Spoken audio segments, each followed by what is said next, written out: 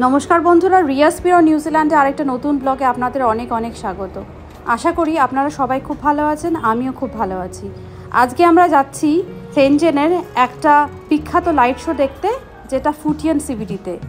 এই সেনজেনে অনেকগুলো ডিস্ট্রিক্ট আছে, এর মধ্যে ফুটিয়ান হলো আরেকটা ডিস্ট্রিক্ট, তারই একটা ডায়নামিক লাইট শো দেখতে আমরা যাচ্ছি।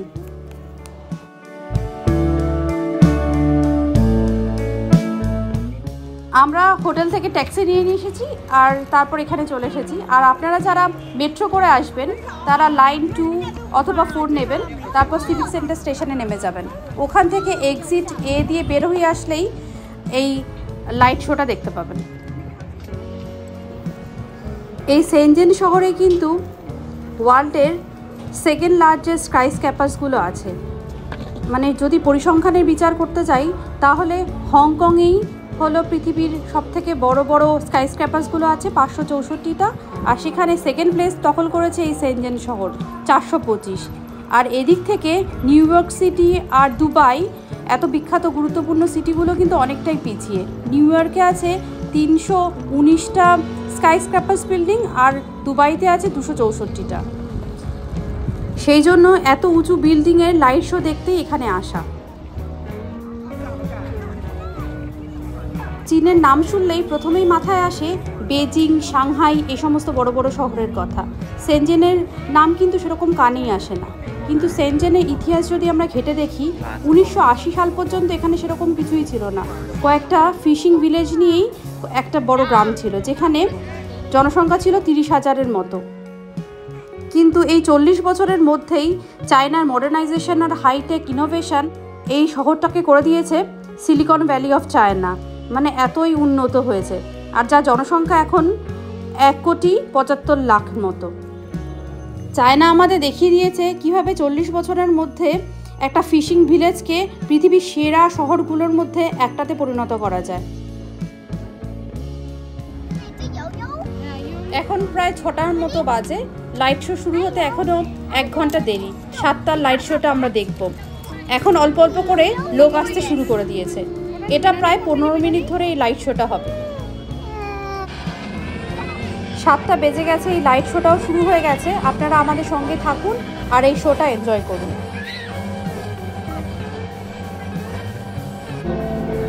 এই লাইট শোটা প্রত্যেক শুক্র আর শনিবার হয়।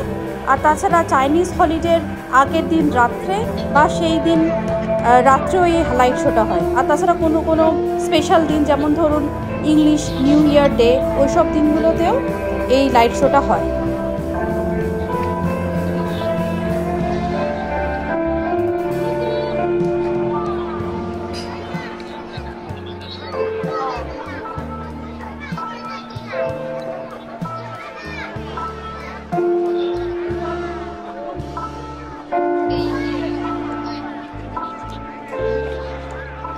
আপনারা যারা শীতকালে আসছেন, নভেম্বর থেকে মার্চ, এই শোটা 3 বার করে হয়, 7টা, 8টা আর 9টা রাত্রেবেলায়। আর যারা গরমকালে আসছেন, যেমন এপ্রিল থেকে অক্টোবর, তখন সেই শোটা হয় 7:30টা, 8:30টা আর 9:30।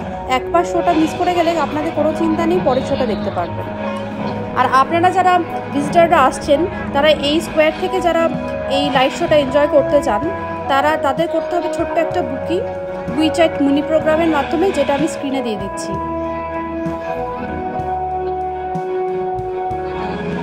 আপনারা যারা বুকিং না করতে পারবেন, তারা এই স্কোয়ারের বাইরে থেকেও এই শোটা দেখতে পারবেন, কিন্তু তাতে অতটা ভিউ ভালো করে দেখা যাবে না।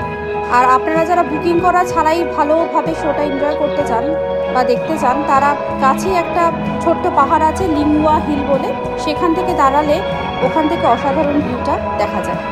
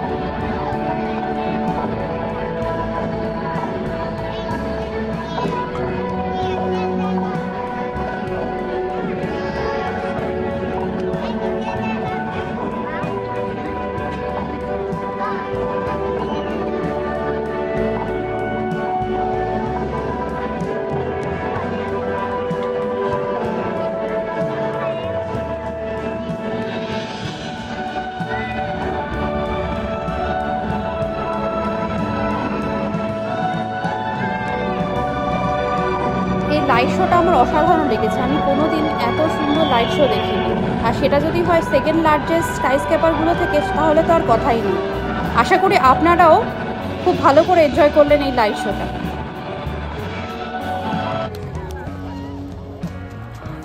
আমাদের লাইট শো এনজয় করা শেষ করে আমরা এখন ট্যাক্সি বুক করেছি। ট্যাক্সি নিয়ে আমরা এখন হোটেলে ফিরে যাব।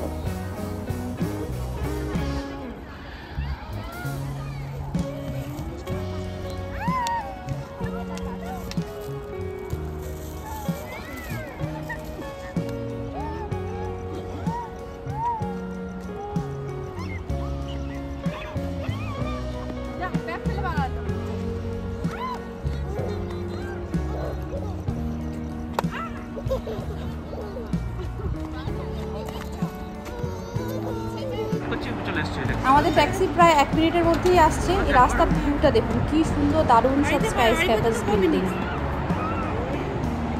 এই ট্যাক্সিতে উঠেই আমরা হোটেলে পৌঁছে যাব।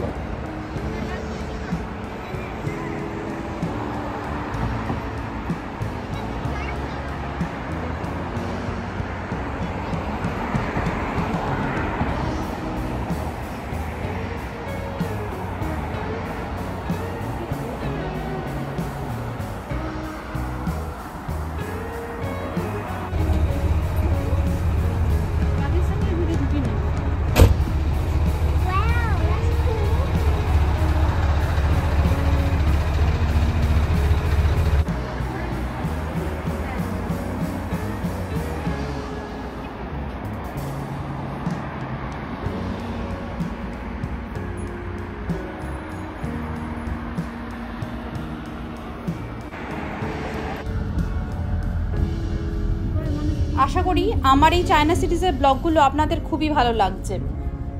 আমার এই ব্লগগুলো যদি আপনাদের ভালো লেগে থাকে তাহলে অবশ্যই কমেন্টে জানাবেন। আর খুব তাড়াতাড়ি দেখা হচ্ছে পরবর্তী ব্লগে।